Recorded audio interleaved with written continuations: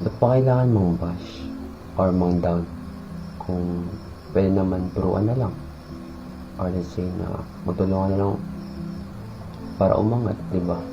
So kanina kasi while scrolling on TikTok, and since yung algorithm natin is puro about sa fitness, so there is this one kid na doing push up in a correct way.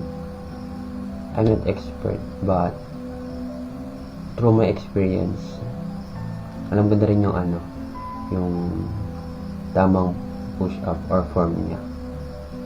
Kaya na-notice ko dun sa bata.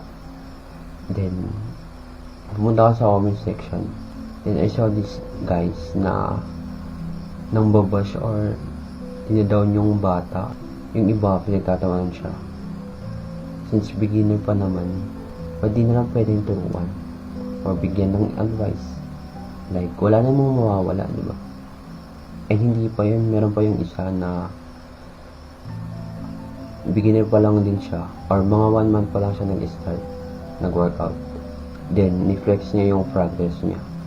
Then, yun na naman, dami na namang nang down sa kanya sa comment section. Then, meron pa yung isa na nagsabi, "It's too early to flex, bro." Like, bro, leave my boy alone. Let him enjoy his progress. So, yeah, kakatapos lang din natin ng workout. And 2 a.m. na. Sobrang late na din talaga. Since kanina nag-procrastinate tayo. Ayun, 12 na ako nag-start.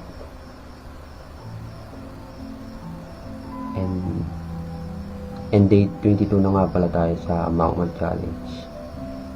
So, yun lang. See you guys. Bye-bye.